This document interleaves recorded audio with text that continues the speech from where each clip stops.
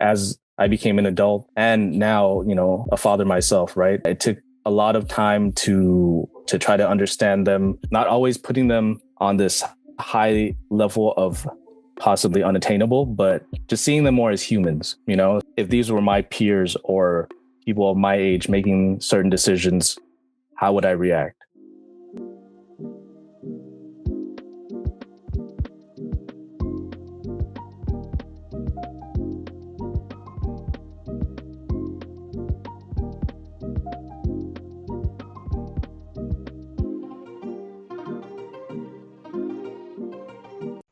Hello สวัสดีค่ะทุกคนค่ะ Welcome to THAISPORA, the beautiful podcast about the stories of the Thai diaspora and Thai diaspora communities in and outside of Thailand. With me, I have another special guest whose name is Matthew. Hi, Matthew. Hi, สวัสดีครับสวัสดีครับทุกคน สวัสดีค่ะ สวัสดีค่ะ Matthew ค่ะ Yeah, how are you? Good, today? Good. Thank you. How are you? Yeah, I'm doing fine. Oh, now the sun is coming out. That's fine for me. Have you eaten anything yet? กินข้าวหรือยังคะ กินข้าวแล้วครับ So I just had a red velvet bread from a local bakery. I only know like the red velvet cake here. Yeah, it's like a little soft loaf of bread that I have from a local bakery nearby. They're a Korean-owned bakery that do a lot of different flavor breads. One of their highlights is this, I think it's this taro bread that has cream and also a red bean inside. Oh, that one was really good. What I really miss each time when I'm back in Germany is salapaku. Like really safe-made salapaku and not the stuff that you can get in the freezer section of Asian grocery store, like the real deal. Today's topic will be about you and your journey and your upbringing in LA. And I had also in the first in the first season of THAISPORA, Katun, aka Kwam Sukso, as a guest. And she also talked about her experience in growing up in LA. And you guys know each other, right? So you know also Katun. Yeah, shout outs to Katun. That's my that's one of the little sisters. We all grew up at our Wat Thai in North Hollywood, or Thai temple in North Hollywood. We were all a part of the Thai classical ensemble there, or the Wong Don 3 Thai there. We just played different Thai classical instruments. For myself, I played the Kong Wong Lek, which is like the gong style xylophone that kind of encircles you. So you're sitting in the middle and you have the two sticks and you're playing that instrument. So I think for a good amount of time, I think about 11 years, I played that instrument. And yeah, through that experience, that's how I know Katun and know a lot of our community members. Yeah, that sounds so great. Before we take a deep dive in your story and your journey, I would like to play a little game, which I'm doing with every guest before we start our real talk. This is just like a short pop quiz for our audience as well, to get to know you about you. Okay. What does it sound like for you? Sounds good. Sounds fun. This episode is brought to you by me. This podcast aims to shine a light on communities that have often been overlooked, or rather underrepresented in Western media. In a fast-paced world like ours, I want to tell stories that leave a lasting impression. Creating them in a video format is not only something that I enjoy, but also a way for me to reconnect with and explore my Thai heritage. That said, none of this would be possible without you. You help keep this podcast stay afloat. I know nearly every piece of content out there is asking you to like, share, and subscribe. Mine is no different. But truly, I'm grateful for every bit of support and engagement. Thank you, and ขอบคุณค่ะ. I will say some phrases and I would like you to complete them. As a Thai man in the States, I feel, and this is really interesting because in my previous episodes, I have lots of Thai females, but not that many Thai males on my podcast show. So I'm really excited how you would complete this phrase. Okay, as a Thai man, I feel proud. I know when it comes to pride or things like that, there's also some negative connotations, and there's other opinions that say, how can you be proud of something you can't control? However, I am in control of what I am proud of as of now as being Thai American, right? Because I choose to still immerse myself in the culture. I choose to try to learn as much as I can about the culture, about the history. I still try to consume as much Thai media as I can, or what is interesting to me. And most importantly, I think after learning about these things, how I can pass it on to the next person or next generation. Next phrase. I'm attracted to people who have or who are. I would say I'm attracted to people who are in this moment, like-minded in what I'm pursuing. And that's to create a space where we can find ways to empower the Thai American community here in Los Angeles. There's a lot of individuals that I've talked to through my journey that the same feeling resonates with them, where we dedicated a lot of our youth to our community in different ways, one or another. And now that as adults, we feel a little removed from that. So we're trying to think of ways how we can come back together collectively to progress as a community. And you know, I do appreciate what you're doing as well, your work, not only with, you know, the Thai Diaspora podcast, but also the THAISPORA, right? Because yeah, definitely I grew up with a lot of other Southeast Asians as well. And I feel like we were united. But as you're an adult and then you see just like, you know, political things overseas, which I'm not going to get too much into, but it's just unfortunate because uncertainties and, you know, just difference of opinion abroad. Mm-hmm. Yeah, that much is true.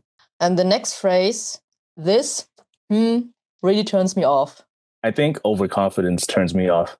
If certain people hold a belief so firmly that they're not open to accepting other people's opinions or thoughts, I think that really turns me off. It is also very stagnating, in my opinion, if you're not open for any new experiences or opinions, and how can you develop yourself? Absolutely. How can you grow from that? Next phrase, people assume that I am Filipino.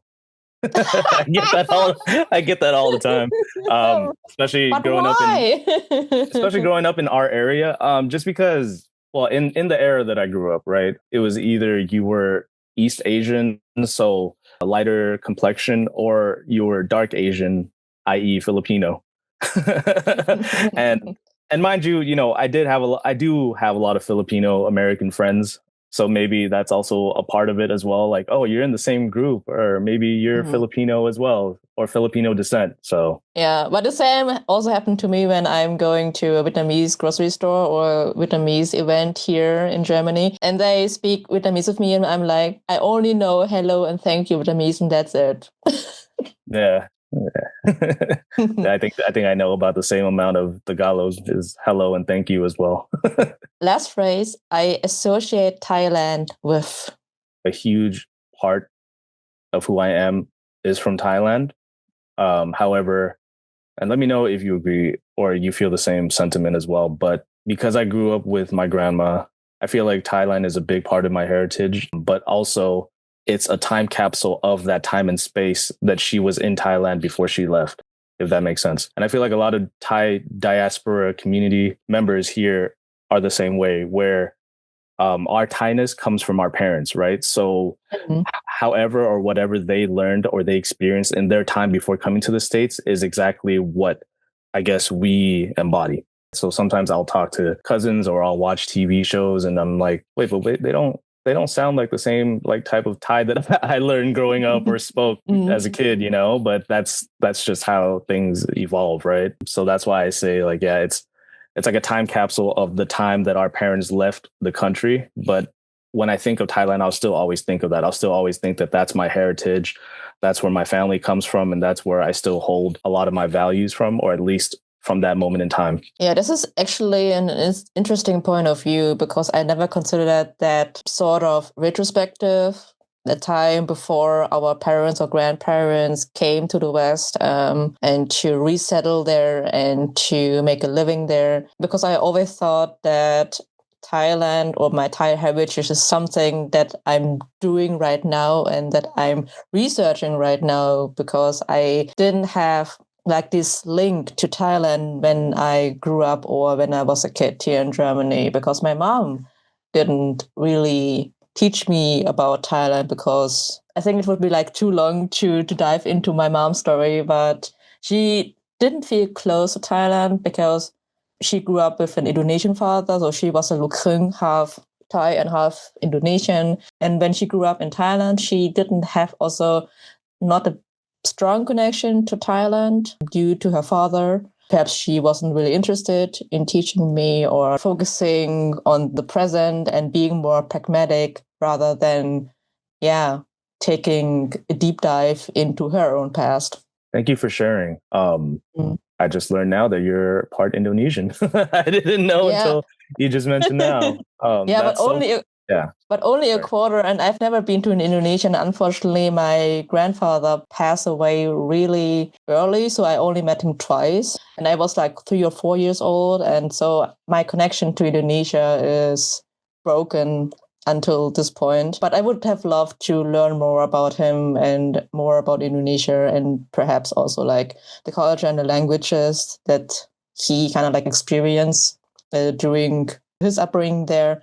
But if you don't have any living members who can teach you about this or can tell you about this, then it's difficult to reconnect with this kind of culture.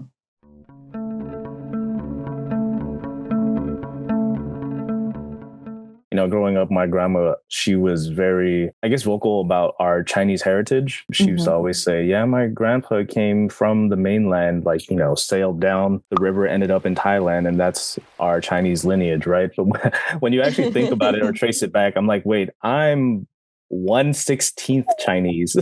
I'm like, so luckily, we do certain things, like we go to Chinese temple for Chinese New Year, we eat certain things. So there is that part of the heritage. However, mostly my heritage is just Thai. And I also feel like that, especially within the first generation who came as an adult or like a teenager to the West, and they had other like difficulties to overcome and other, I think, like also another mindset as the following generations, just as the second or the third generation, who are asking these questions. Where do I come from? Why is my family here? Why do I look different from the other dominant culture? Why do I don't look white, for example? Our like first generation or parents' generation, they didn't have the time or maybe not the capacity to ask these questions because it wasn't in their mindset. I ask my mom all the time, do you ever think about going back? You had so much of your upbringing in Thailand. And she says, no, why would I go back? This is my home now. This is where all my friends are. And when I think about it, just even numbers wise, the majority of her life has been spent here abroad in the US. I think your point about assimilation, it makes so much sense to me, because if you think about just Thailand's history, right, where during the colonial era, where, all the Western powers were vying for power and influence in the region, how Thailand and the people, we had to quickly adapt. We had to quickly modernize in order to prove to the Western powers, hey, we're on the same playing level as you guys are. We're not, these foreign savages for you to be conquering. We had to modernize and assimilate right away just to show that, hey, we can be an asset here. But I can also see this narrative among the Thai diaspora who, as you said before, try to assimilate, try to adapt to another society or country. And you can only do this according to the first generations or second generations by suppressing your own culture in order to adapt. Okay, let's talk about you. So where were you born? So I was born in the greater Chicago area. That's in the state of Illinois.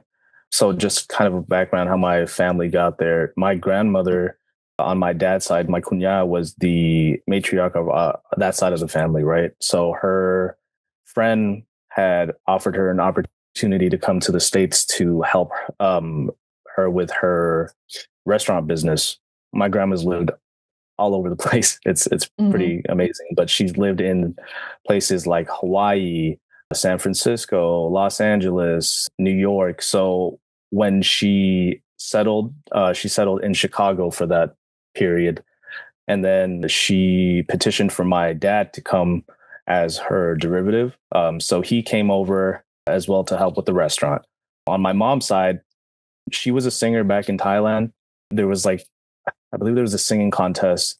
So anybody in the comment section, please correct me if I'm wrong, but it used to be this singing contest called Dao Rung Suntalapon. So Suntalapon was like a Thai pop singer back in her area, like the 60s, 70s. And they used to have competitions looking for the next Suntalapon. And my mom was a part of that. And that's how she got her fame in that sphere, becoming a singer under that.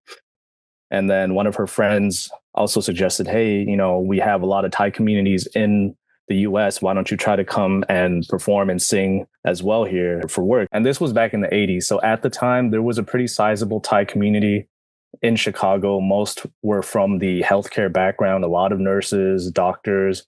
My delivering physician was actually Thai as well. Rest in peace, Kun Mo. But so yeah, that's how my parents met in Chicago. Friends of friends introduced them, and then they had me in Chicago. And yeah, that's how I was born. A few months later, they realized that the biggest community of Thais outside of Thailand was in Los Angeles. So they wanted to be closer to the community. So that's how our family ended up in Los Angeles. Like here in LA, I think we have such an abundance of different people and different like backgrounds and cultures that Thaitown actually is dwarfed in comparison to a lot of other communities. Like we're like a few blocks away from Koreatown.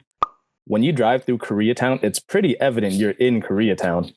Like when you're in Thaitown, sometimes you just drive right through and 5 minutes later, you're like, wait, is that it? Is it over?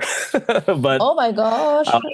Yeah, it looks huge whenever we come together and we have our annual events, but the Thaitown designated district is pretty small. But I will say I'm still very proud of it because, I mean, we don't have too many in the world, right, where it's actually designated from the city that, hey, this is the Thai business district. Like, this is where it is. And it's pretty interesting, too, that, a lot of Thais came to Los Angeles because of the name, right? Los Angeles, which is like the Spanish word for the city of angels.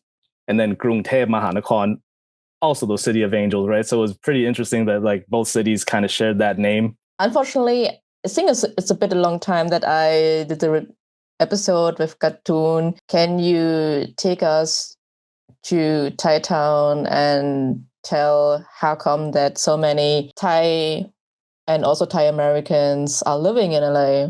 Why not to the East Coast, for example? I'll try to explain as best as I can, just because it's only from my own lens, right? Like I don't want to misquote or give wrong facts, but just from my own lens, particularly for my family. We came here because, well, for one, both sides, we don't have much family out here. My parents, all their siblings and cousins are all back in Thailand.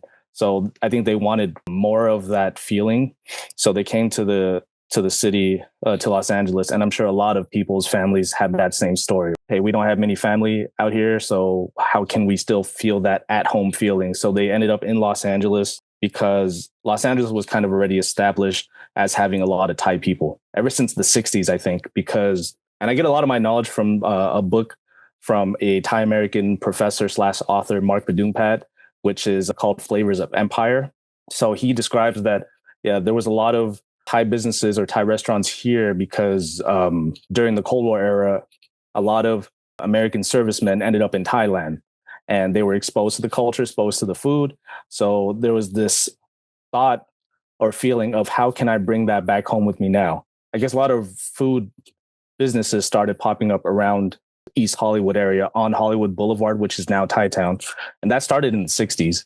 Around the 80s or 90s, there was a head monk who was associated with Wat Po, the reclining Buddhist temple in Bangkok. He came here because he knew that there was a community here already and there was a need to have a temple here. That's how our Wat Thai of Los Angeles started, because there was a high monk in Thailand who saw that there was a lot of people who wanted to be closer to the religion or have a religious center. And that's how Wat Thai of Los Angeles was started.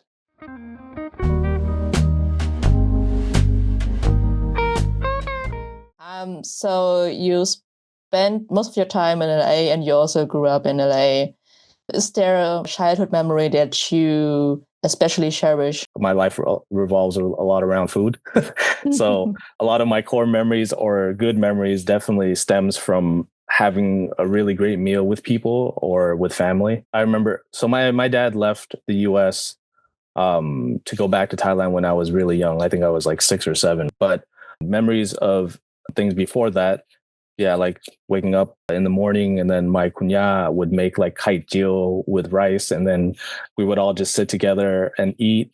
Or if we were to go out, particular Thai restaurant that's been around ever since I was very little, and it still is today. Might not be the same owner anymore, but they sell jok or congee. Jok is very big as a breakfast food in Thailand. So they have a shop here that sells congee with patongko, or like the Chinese donut.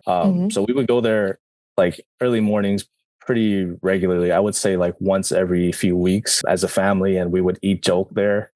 That was really good. How would you describe your relationship with your parents? With my parents, it definitely takes a lot of understanding, right? Because growing up, I grew up mostly with my kunya, or my dad's mom. My dad left when I was 6. And then after that, I was living with my mom and my stepdad for a few years before moving back with my kunya, my grandma.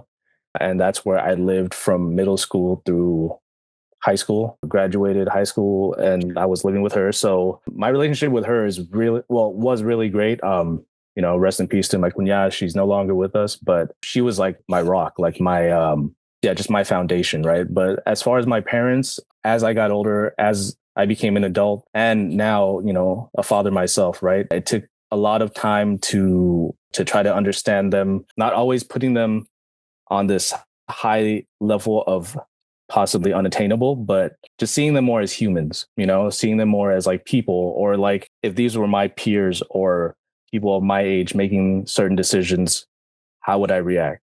Would I understand? Things like that. I remember as a kid, I used to always kind of point in the sky and ask my kunya, like, hey, is that the plane that's bringing dad home? Like, is he finally coming home? But as I got older, we would still communicate. This was like before the era of iPhones and like video calls, right? He loved writing because I guess he went to school for writing or things like that. So he tried to start his own Thai American newspaper business. So when he went back to Thailand, he would still write letters. Sometimes I would respond, sometimes I wouldn't, because I'm like, I hate writing. I hate, I hate penmanship. I hate having to express this. Why can't we just talk in person? And I do remember like the feeling of when he would randomly pop up back in the States out of nowhere. Like it was like such an amazing feeling, like, oh wow, my dad's back, But yeah, I think eventually over time it just kind of became stagnant, where it's like, okay, these letters are no longer suffice. Like they're no longer sufficient for me. I kind of need you here. I kind of need the physical. I still had my kunya to raise me, and like in addition to her, like a lot of the community members, like I didn't realize until I was a lot older that they would help raise me as well in their own ways. Whether like they would let me spend the night and like play video games with their kids like all night, or they would like chauffeur us around to different places like the movies or the arcade.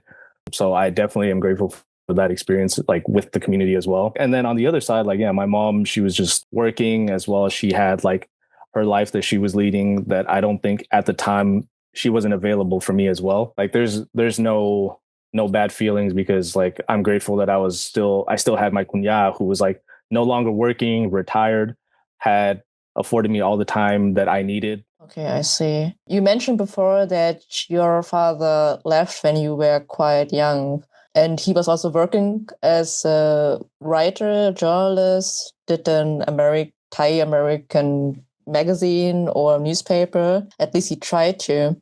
Can you walk us through why your father left the States? I honestly don't know. I think it was like just like something in that era, right? And I'll explain why. So his mindset was, look, I've tried being in the US, but things just aren't as familiar as going back to Thailand and trying my stake there. What I hope to achieve is I hope to cement myself financially here so I can bring my family over as well eventually. So kind of repatriating. So we came to the States, and then he figured out that he couldn't, or this was not for him, so he wanted to go back and then bring us all back again after that. Unfortunately, it didn't work out that way, and yeah, he eventually was just there. I remember that there was a friend of mine from the temple as well, and I remember one year we went back, and my buddy, who was also kind of in the same situation where his dad went back, I remember his dad walking up to him to try to give him a hug, and my friend just stepped back because he's like, "Wait, I don't know you. You know, like you might have thought that this time frame where you were gone was so short, but for me, it was like such a pivotal moment in my life. You know, it was like when I was a little kid to when I became a teen. A lot of like Thai Americans, not everybody, but a lot of us, we grew up in pretty low economic situations or areas. There was a lot of elements that weren't too conducive to a child growing up. Based on the conversations that I have had with other members of the Thai diaspora is the fact that in some cases or many cases that the father was most of the time absent or not available most of the time. For me, my dad wasn't also there because he stayed in Thailand, so he didn't move with my mother to Germany because he said that Germany is so foreign for him and it's very strange for him to be in a country where he can't speak the language. I mean, he also cannot speak any English, so it would be very difficult for him to even find a job in Germany. That's his opinion. Another fact was that he already had a well-established position in his company in Bangkok. Yeah, and he thought he wouldn't abandon this position, and he didn't want that because he wanted this social status, having like a good job, want to have like this very safe income. And if he would migrate to Germany, he would rather start from point zero, like working as a cleaner, for example, and he didn't want that.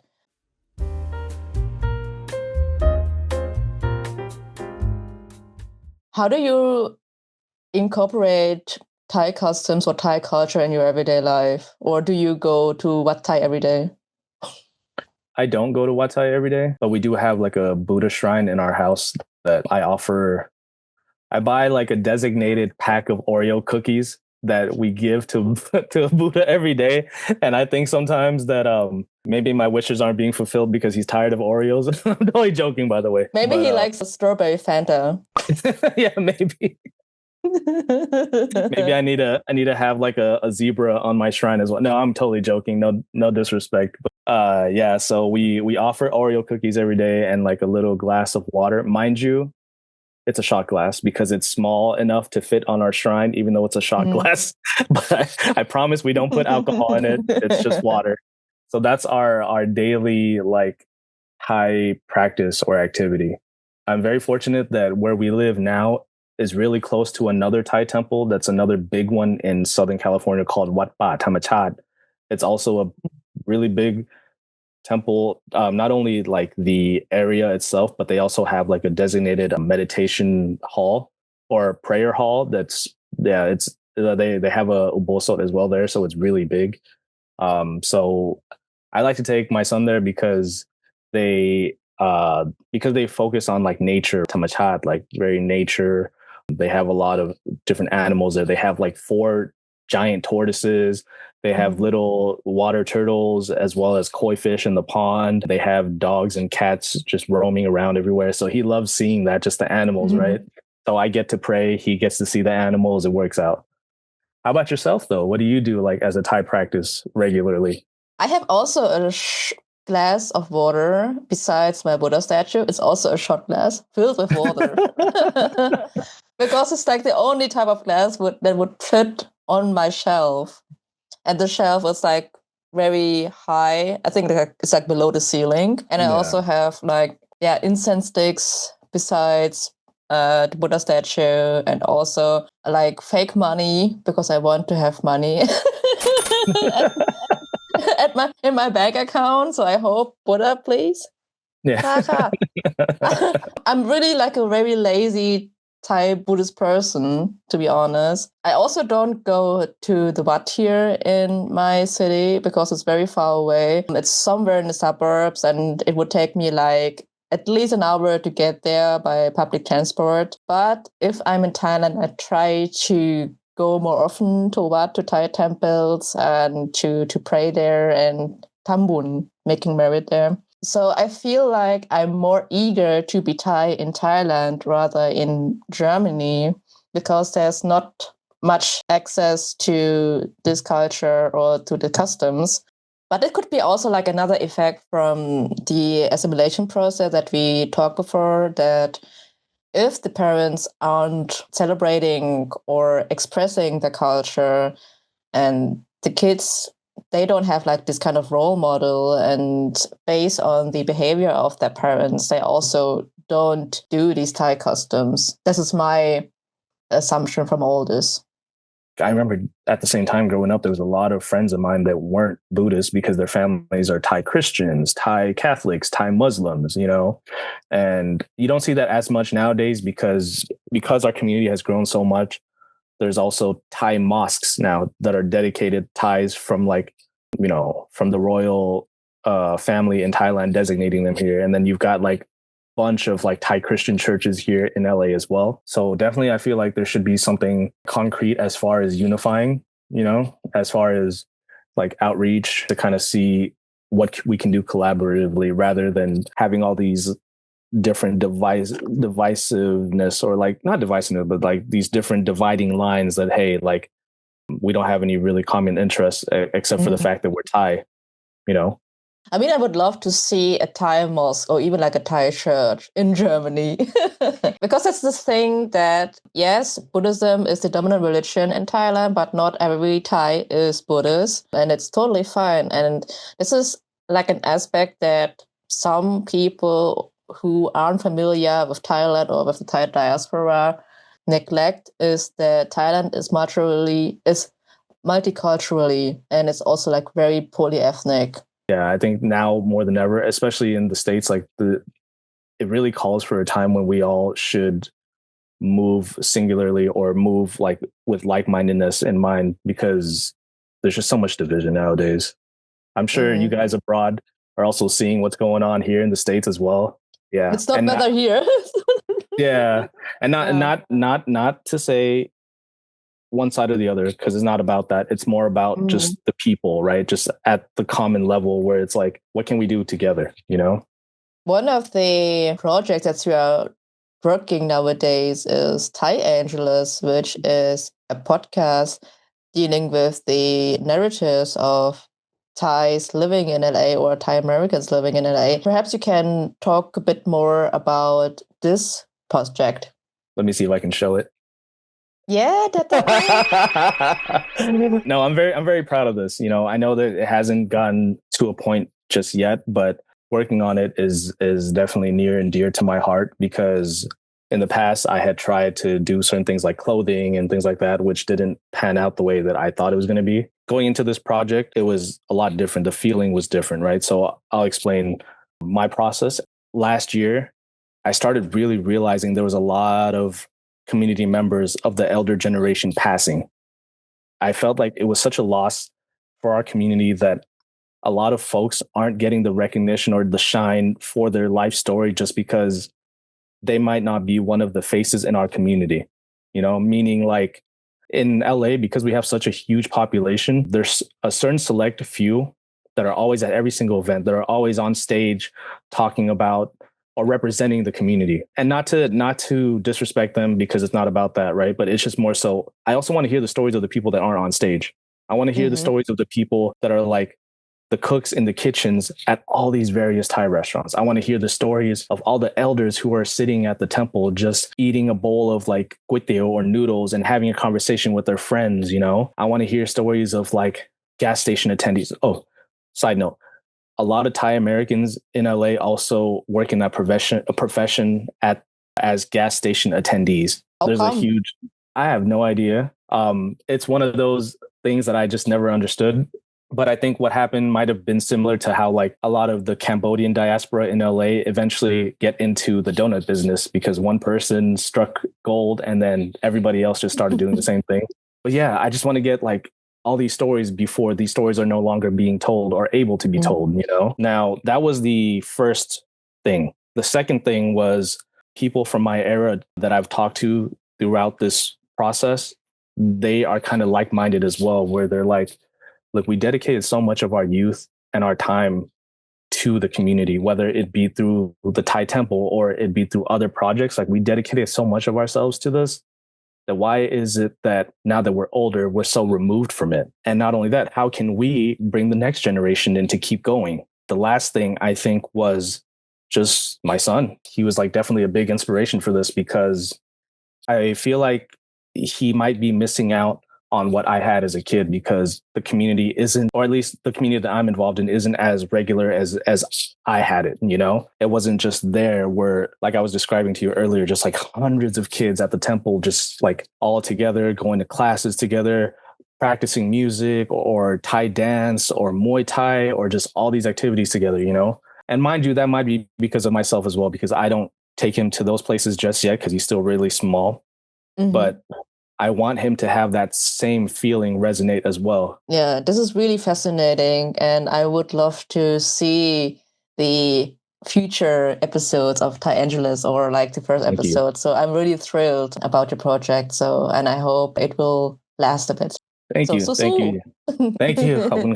Yeah, I'm hoping to, because like, again, with my mom being very straightforward and blunt, right? She saw me editing a few times and she's like, you know, it's not very exciting. It's not very exciting or interesting. Like, how are you going to get viewers?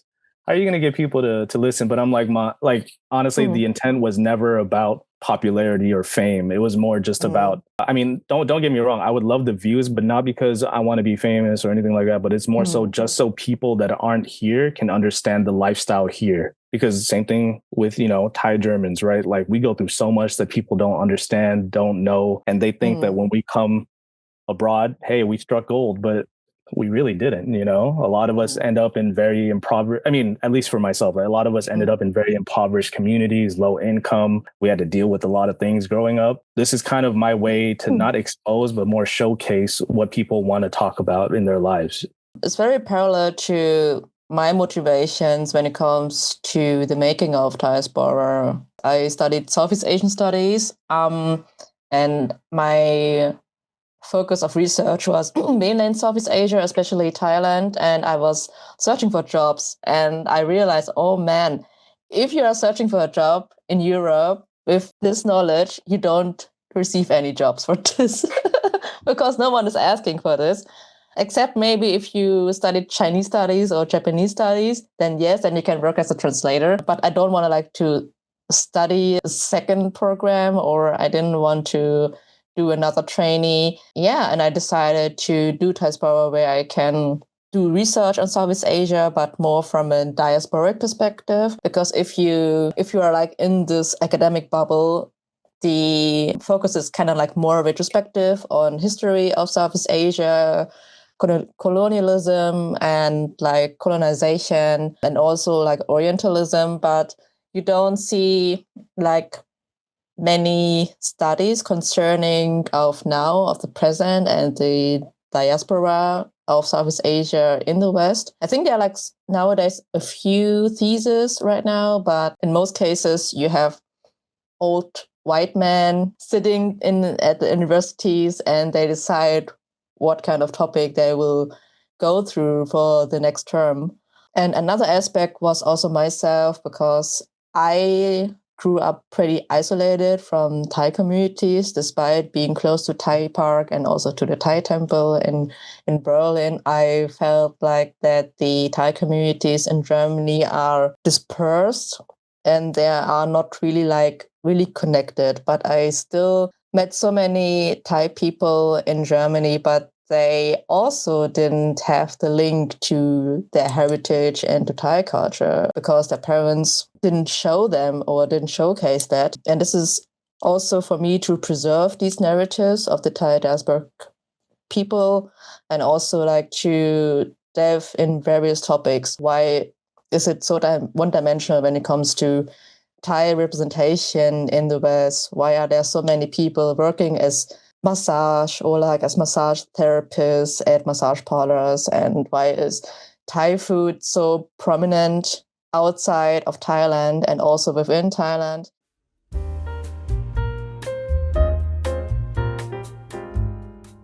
I truly appreciate your work on this, because You know, it's so important to just show our community, you know, and I mean community very loosely in the sense that not just in LA, not just in the States, in Germany, in the UK, in Australia, or anywhere else where, you know, Thai diaspora kids just like us just want to speak to our experiences. Again, it's not to be exclusive of any other communities, but it's just more so just speaking to what I know. Yeah, this is also why it was important to me to start THAISPORA, which deals with the narratives of the diaspora of Southeast Asia in the West or outside of Southeast Asia in general, because there are many parallels, not only culturally, but also when it comes to migration and these social economical structures. And for me, it was important also to reflect the Southeast Asian narrative so that I can gain like more knowledge about this and also reflect on my own Thai heritage. Which advice would you give people who are struggling like with their identity and trying to find their place in life? Well, first and foremost, I think you should remove yourself from any toxic situation. Like if there's any place where you feel like you don't fit in or people make you feel that way, remove yourself from that. You don't need that in your life. No matter how old or young you are, you don't need people, you know, beating you down or making you feel bad for yourself. When it comes to this thing we call community, I think it's about empowerment, you know? So it doesn't matter. It shouldn't matter who you are or what your background is. Again, like how much access you have to the culture or the language or the traditions. It shouldn't matter about that. What should matter most is how do other people in your community make you feel, you know? I'm very grateful or thankful that in my life, I have a lot of very like-minded individuals who not only care about what we want to do collectively, but also care about me as an individual. So what I say is find your community, you know, whoever makes you feel good about yourself and the energy that you bring to the table, find that. And if you don't have it, and if you live in Los Angeles, come to me. I'm always ears, you know, I'm always I'm always an open door. Like I'm more than happy to talk with anybody through anything that they might be going through. So thanks to you. How can people reach out to you when they are interested in Thai Angeles? I am on Instagram. I have a YouTube, but we only have one clip loaded now. Yeah, but the best form is to just search me at Thai Angeles on Instagram. Yeah, I'm just starting out, so I'm more than happy to answer any questions or comments. Please don't be so mean. But, you know, I'm here. Yeah, but I think this is common knowledge to be respectful and not to be rude in in your mails. Yes, yeah. Yes, please be common. Please be common knowledge. Yeah, thank Thai. Yes. I will put the links down below in the description with Thai Angeles. Thank you so much, Matthew, for your time and for opening about your story and also sharing very fascinating like infos about Thaitown and Los Angeles. And I would love to, perhaps we can also talk next time. Yeah, please. I still need to get you on mine in person. So yeah, feel free to like, share, and subscribe. I love that. Yeah, if you have listened to this point right now, it means you are really, really interested in the show, which I'm super grateful for this. And yeah, and if you want to listen to more episodes, just click on the next one and feel free to check out Thai Angeles by Matthew. And thank you so much again for your time. Thank you. ขอบคุณมากครับ ค่ะ